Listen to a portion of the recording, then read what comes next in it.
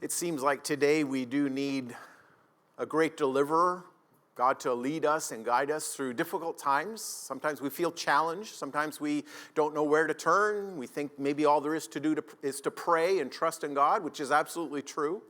And so we want to look at God working sometimes behind the scenes, and it sometimes doesn't even make sense, the events and things that are happening to us, but we know that God is with us. And so when I was growing up, not that I'm all grown up yet, still in the process, growing up, but when I was a lot younger, high school,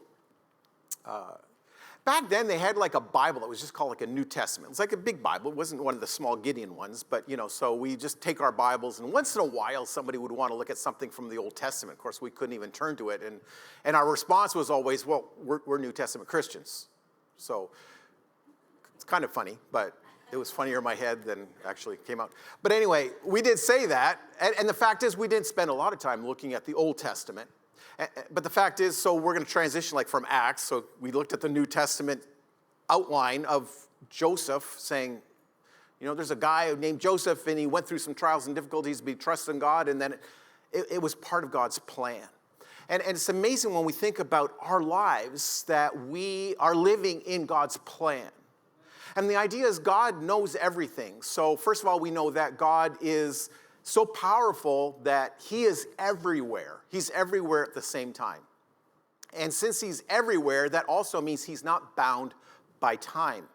So God has always existed, always will exist, and so he knows not only what's going to happen tomorrow, but in next year, 10 years, 20, 30, he knows what's going to happen. So there's no surprises with God. And that's what we see when we study the Old Testament about how God works. So, for instance, we may look at the life of Job, and we see that he went through a lot of difficulties and trials, and Job had no idea what's going on, but he trusted in God. But he's like, why are these things happening? And where is God? And my friends are saying this because I've done some horrific sin. I deserve all this punishment. He's like, I'm still trying to think what that could possibly be, but I've not sinned in that way that God would, he had a lot of difficulties. Anybody disagree with that? Job, he lost everything except his wife. Lost his kids, his possessions, his livestock. He lost it all. And then he lost his health. And so, why? Well, we read the end of the story and we find out what's going on. And that helps a lot, doesn't it? Because if we had just read the first couple chapters, we would be really disheartened. But when we know the end of the story, it makes a big difference. It's kind of, the story that maybe you watch a movie or you read a book. Now, the first time you go through it, you're sitting on the edge of your seat, like, what's going to happen next? I can't believe it. There's no way they're going to make it through. This is, but then you get to the book and you see it how it all turned out. But the second time you read through the book or watch the movie, it's kind of like, well, I know how it's going to work out. I know how it's going to end. So I'm not that upset. I'm not that anxious. I'm not worried anymore. I'm not like, it's like, I could just kind of read it and I can see some details and see how it kind of unfolds, and I see it much differently. The problem is in our life is we are in the here and now, and we don't know what God's got planned for next week or next year, or maybe even for the next generation. So could God be doing things today that would have an impact on the future? But God knows. That's the whole point. And that's the story. That's the storyline. That's how we learn a lot from the Old Testament about how God works. And so I want to spend a couple of weeks, more than a few weeks looking at the life of Joseph. Because, out of all the people of the Old Testament, at least the patriarchs, the people in Genesis, we talk about Abraham and Isaac and Jacob, and that's true. Those are the covenant people, and they lived fairly good lives, but they were kind of on the downward slope, actually, from one generation to the next. We'll talk about that in just a minute. But then comes Joseph, certainly a man of faith and a man of integrity and a man who trusted in God, even though he was very young, even as this story unfolds. So this is how it starts there in Genesis chapter 37. There's a little bit of a backstory, but I thought we wouldn't study every chapter as we go along, so we may be at it for a year.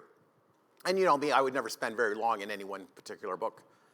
Unless you're in my Wednesday night Bible class. It's like, we've been it seems like 3 years anyway in the book of John, and we're only at chapter 3. Genesis 37, verses 2. And Joseph, being 17 years old, so we find out he's pretty young. I mean, I don't know if you remember when you were 17, but probably a little bit more mature than most of us when we were 17. But 17 years old, he was pasturing the flock with his brothers. And he was a boy with the sons of Bilhah and Zilpah, his father's wives. And Joseph brought a bad report of them to their father. Now Israel, that's Jacob, same person, Jacob, Israel, he loved Joseph more than any of his other sons because he was a son of his old age. So we kind of find out that would that be like a little bit of favoritism? He loved his younger son more than everybody else. And it's kind of really a good thing that nobody ever really noticed, except that he had this coat called the coat of many colors, which evidently was a very valuable coat, which he wore quite often, which basically meant, as I'm wearing this, it's like, showing up at work, in your three-piece suit, right? Unless you're the, president of the company, it's like, evidently you didn't come to work. Like you came just to watch or to manage, right? So nice coat means you're off the hook. You have no responsibilities today because you're not dressed for it. But it showed that the father loved him more than everybody else. Now, if you're reading carefully, and this is the big thing to learn from the patriarchs, is that they had faith in God. They had a lot of good things going for them, but it seems like sometimes they have equally amount of things that you look at it and go, that's not such a good idea. Like there's a lesson to be learned. Don't do this, right? So some people read the patriarchs and go, well, like what does this mean? He was a boy with the sons of Bilhah and Zilpah, his father's wives. So, and Joseph wasn't the son of either of these women. Like, what's going on? So, I thought I'd show the chart. So, there's Jacob and Esau. They're two sons. You probably would never guess this, but their father was Isaac. And Isaac had a favorite. But you wonder, where did Isaac get the idea of having a favorite child? Well, there was Abraham, Isaac, and Jacob, so what about Abraham? Like, what happened there? God promised Abraham a child. They waited and waited. No child came, and so they came up with an idea and said, hey, let's have a child through the housekeeper. And, okay, let's do that. So they had a child named Ishmael through Sarah's housekeeper. And that seemed okay. Promised child. It'll all work out. God was just taking a real long time. We took matters into our own hands. Everything's going to be fine. And God comes and says, no, actually, Sarah's going to have a child. That's going to be the child of promise. And by the time Isaac was born, who was the favorite now? Not the oldest. It wasn't Ishmael. It was now, we've chosen favorite. And I mean, we can kind of understand how that goes. Not down on anybody. It's just the way it is. Well, that's the home Isaac grew up in. Like, you think about Isaac and Ishmael. Did they get along very well? No, because their parents didn't get along very well. So Isaac's like, okay, I'll have some kids. They had two kids, Jacob and Esau. And guess what? Isaac had a favorite, Esau, a man's man, a man of the field, a man who, took charge. Oh, and Mama had a favorite, and that was Jacob. So Mom and Dad both have favorites. Now, what is Jacob? Jacob is known to be the deceiver. The deceiver. Now, you ever think about this? Where did Jacob learn how to be a deceiver? From his mother. And her brother, Uncle Laban. Things are just not working out very well because he grew up in a home with favorites and deception. And then now, Jacob's going to have kids, and what did we just read about? He's got a favorite. Out of 12 boys, one girl, he's got one favorite, and it's the second youngest, technically. Kind of learning from generation to generation. And so we think in our lives, well, what am I teaching my kids, my grandkids? What are they going to be taking to the next generation? What kind of habits? So today we would say, we know, for instance, maybe if a parent is addicted, maybe to alcohol and drugs, probably a higher chance that the child would then kind of see this and become normal and become a way of life, and early in life get involved. Not always, but more than likely, just because of what's passed on. Or if people are sexually immoral and the children see that and experience that, the likelihood that would be passed on to the next generation. So it doesn't have to be that way. So we talk about sometimes breaking generational curses, right, that have maybe been passed down multiple times over the years. But this is the challenge that we have, having a favorite. So how did all of this unfold? It's really not that pretty of a picture. So there's Rachel and Leah. So you remember we just mentioned like Uncle Laban, great guy. So Jacob shows up and he's kind of like, I really like your daughter. She's really beautiful. She's not the oldest. She's the second oldest. The oldest, her name's Leah, and the Bible says she did not have good eyes, which basically meant she wore glasses. That's not what it meant. It just means she wasn't pretty to look at. She wasn't that kind of a person, maybe even a personality. It was just not that attractive. And so he's like, man, I really like Rachel. And so he said to Laban, hey, can I have her as my wife? And he said, yeah, just work for me for 7 years and you can have her. And so he worked for 7 years, and he loved her so much, it says the 7 years seemed to be just as a day. He was just so in love. Could you imagine waiting that long, working for your uncle? Like, what kind of uncle does that? But anyway, 7 years. And then on the wedding night, again, it was probably a little later on the evening. I'm not sure if they kind of maybe were drinking a little bit of alcohol. I don't know how that came about. But Jacob found out in the morning that the woman that he married and he was sleeping with that night was not Rachel. It was Leah. And so he went back to, literally, Uncle Laban, what are you doing? And he said, oh, I forgot to tell you, we have to marry off the first one before we can marry off the second one. So she's yours. And he's like, whoa, now what? He said, well, of course you can have Rachel. Just work another 7 years. You see, Jacob is known as what? A deceiver. And guess what Jacob's going to have now? For the rest of his life, his own family deceiving him. Anyway, that was just a side note. We're just almost halfway through the introduction. All right, here we go really quickly. So Leah, the one he didn't really want, ends up with 4 kids. And Rachel, 0. So, we're keeping score. That's all I'm saying. So Rachel's like, man, I'm not having kids. She's got 4. This has got to be at least maybe 5 or 6 or 7. I don't know how many years have gone by, but now what?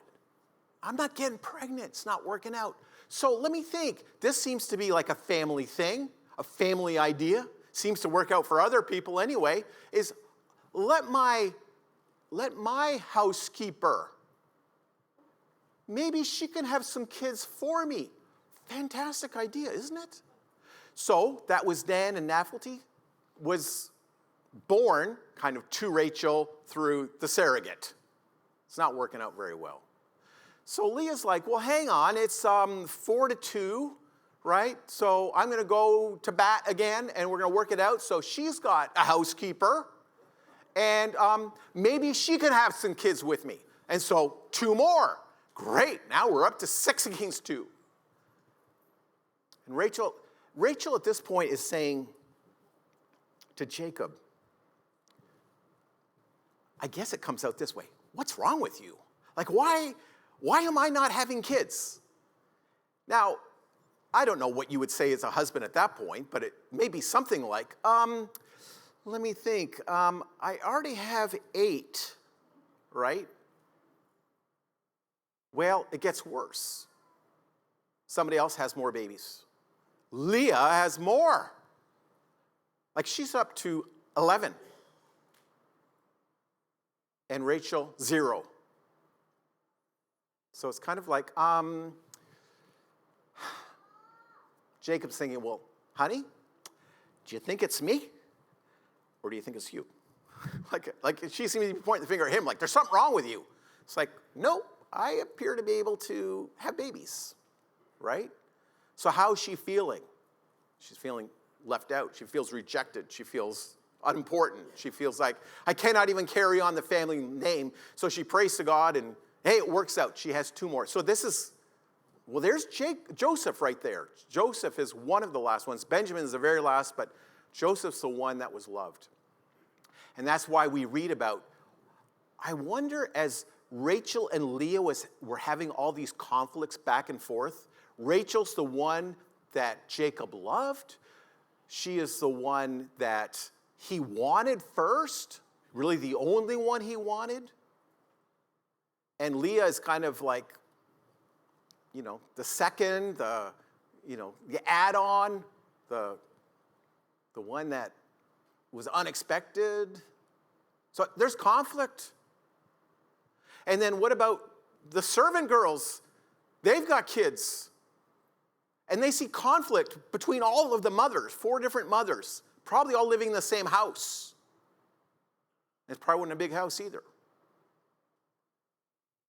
Women having conflict. You think the kids are going to have some conflict? And then Isaac says, well, Joseph's the favorite of them all. So that's where all this conflict is coming from. This does not help, okay?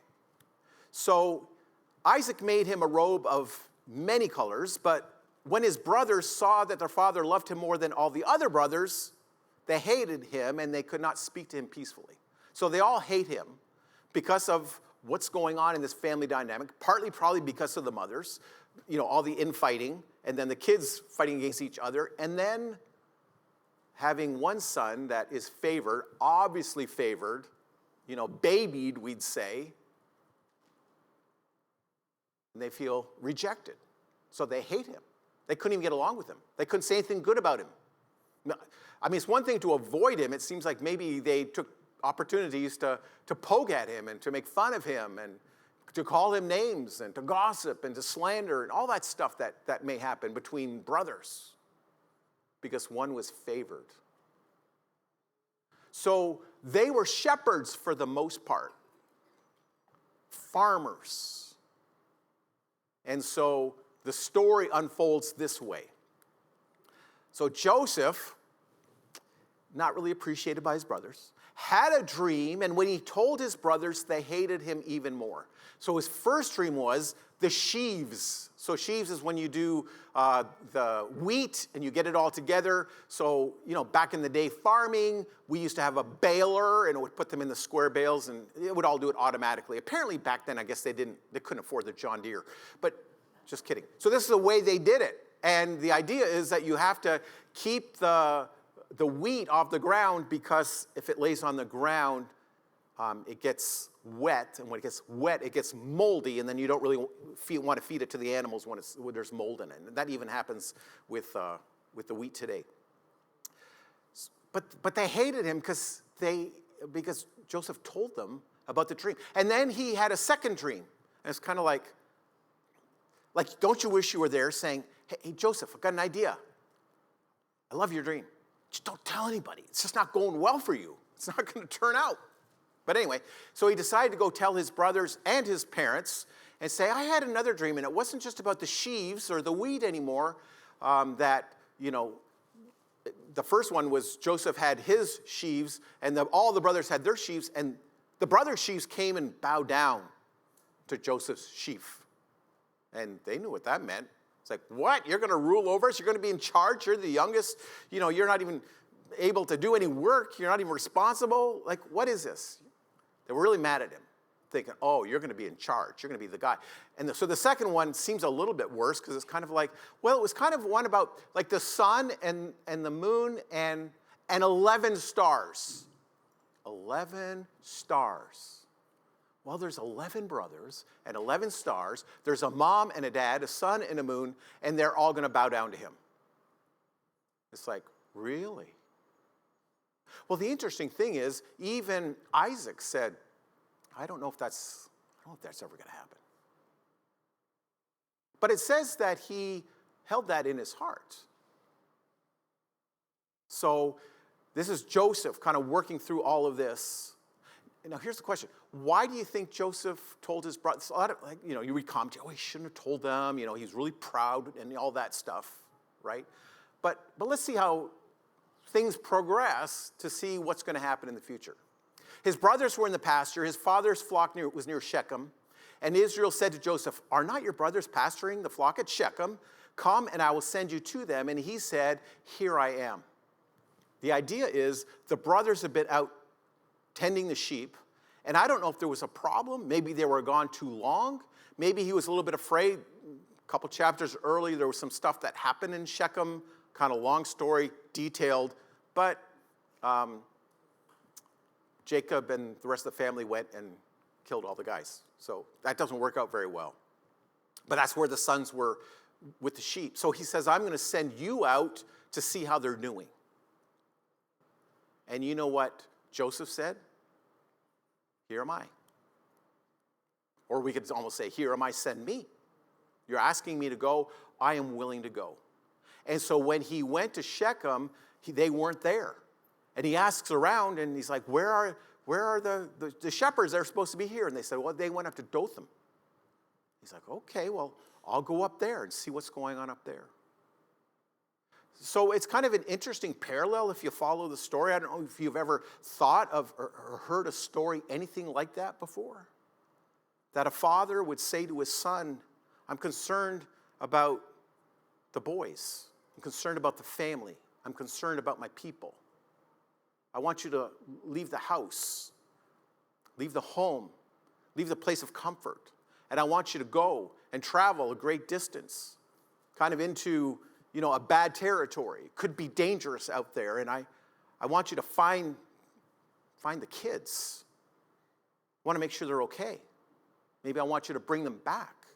I want to get a report. And so he went kind of into, we'd say, a foreign land, and he realized the boys weren't where they were supposed to be. They've moved on, even further away from home. And Joseph, who would have blamed him, just could have turned around and went home. Said, Dad, I went. They weren't there. I'm not even sure where they've gone. But he kept pursuing, kept going after them, kept seeking them out.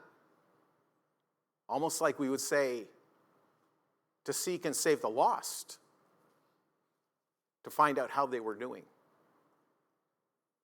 And then the story continues to unfold, which may sound a little bit more familiar to us as we read through the New Testament. When his brothers saw Joseph from afar, and before they came near to him, they conspired to kill him.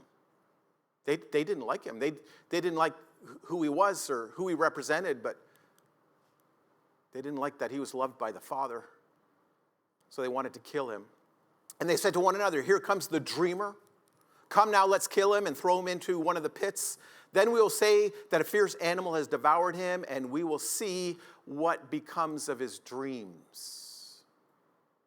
That's kind of interesting.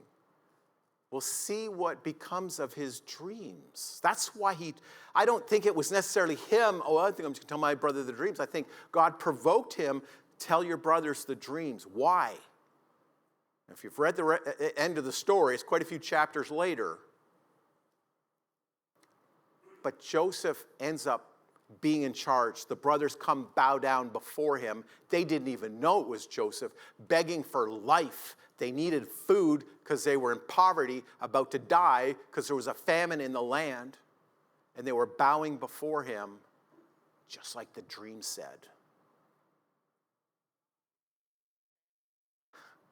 Let's see what happens to his dreams. And God's like, just wait. Just wait and see what's going to happen. What's going to happen to the dreams? So they decided we want to kill him. But Reuben said, no. Reuben's the oldest. He said, no, I don't think we should kill him. That would just be a really, really bad idea to kill him. So they decided that they'd throw him into a pit Think about it. And then some Ishmaelites came by. They were on their way to Egypt. And they thought, here are these people. I guess they're probably like tradespeople that are taking goods from one place to the other to sell them, make a lot of money in Egypt. If we sell him as a slave, he can end up in Egypt. We can make some money. I believe that was Simeon's idea, and I don't know if it was necessarily so he could make a big buck. It wasn't a lot of money. I think it was so that this is alternative to killing him. So that's what they decided to do, to take him to these Ishmaelites, to sell him. So this is the end of the story. For this time round, they sold him, and Joseph ended up in Egypt. And the brothers took that coat of many colors, put it in the blood of an animal that they killed so it would look like he was killed, torn apart by a wild animal, and they brought that to the father. They didn't lie to the father. They deceived him. They said, look, is this the coat of many colors that you gave to your son Joseph? And he looked and said, yeah, it's. And he came to the conclusion that an animal must have killed his son. And he mourned. His heart was broken. Pretty much the rest of his life, the son that he loved has died. Kind of remember what we said before, the deceiver has now been deceived not by his uncle Laban, but by 11 brothers. Think about that. Think about if you were one of those brothers.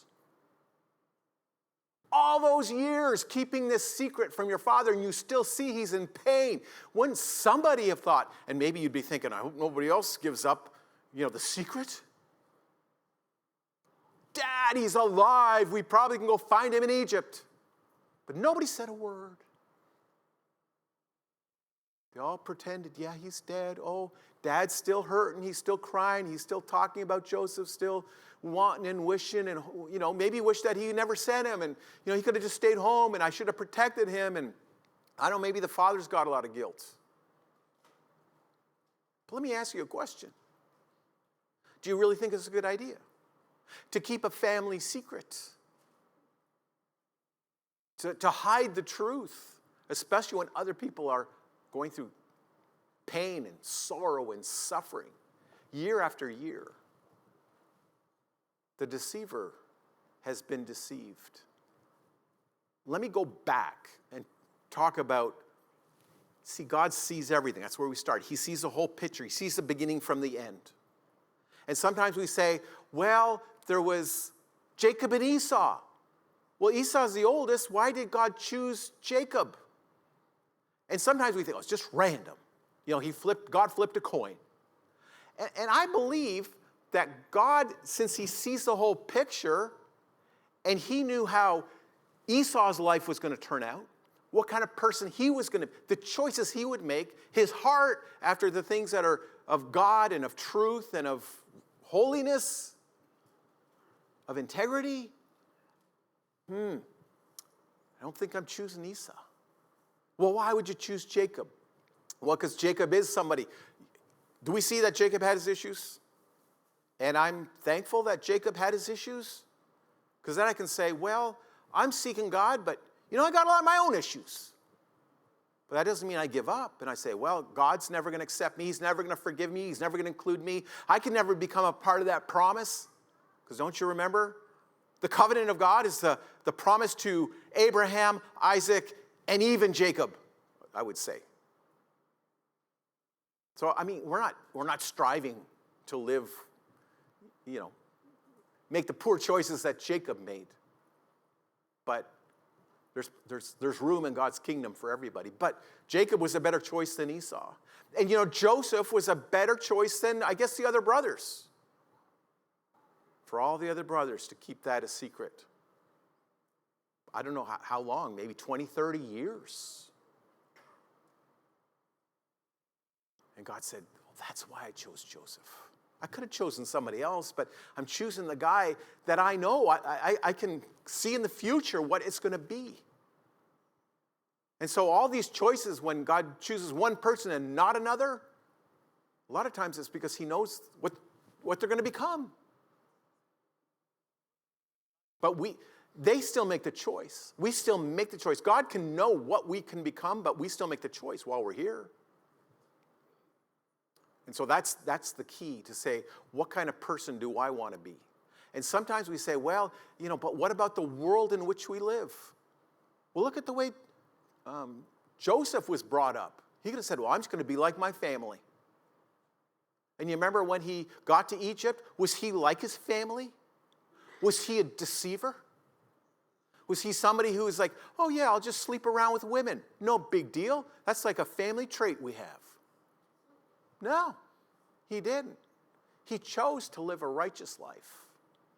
Was he perfect? Nope. But he's certainly an example of somebody, you kind of look through the Bible and say, if anybody kind of, we would have said, well, I understand, man, if he really fell and he really sinned in this way or that way. But no, he's a man of integrity. And God knew that. And that's why he was chosen. He was chosen to be a deliverer of his people, of his family. And he literally, in a physical way, became their savior. And that's why there's, as we go through, so many close ties and pictures and analogies between the life of Joseph and the life of Jesus. So we're going to continue kind of seeing what happens. Now he's in Egypt and still trusting in God, still holding on to integrity, still wanting to do the right thing.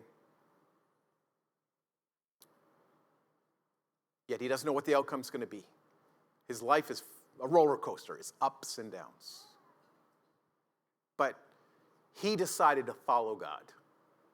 Regardless of what the circumstance, regardless of how it looked, regardless of what he thought the future could be, he said, I'm still going to trust. And that's our invitation. Decide or not decide to follow Jesus. To say, I want to make that decision to become that person who says, I believe, I trust, I'm going to follow him. Well, if we can encourage you today to make that decision to say, I'm willing to kind of put my past behind. I'm not going to follow the ways of this world. I'm not going to trust in maybe the things that I've been taught that take me away from God, that I know are wrong and immoral and unrighteous and not lovely. I'm going to choose the way of love. I'm going to choose the way of peace. I'm going to choose the way of God, of holiness. I want to become more like Jesus because he was the perfect one. And he was the perfect teacher. He's our perfect example. He's a perfect sacrifice. He's the perfect way to God. And he's the only way for heaven. And he died on the cross so that our sins could be forgiven. If today you want to be baptized into Christ, or if we can encourage you in your faith, we're going to sing this song, I've decided to follow Jesus. And if we can help you or pray with you, or let's stand, we'll sing, and Ken will come up and lead us in, I've decided.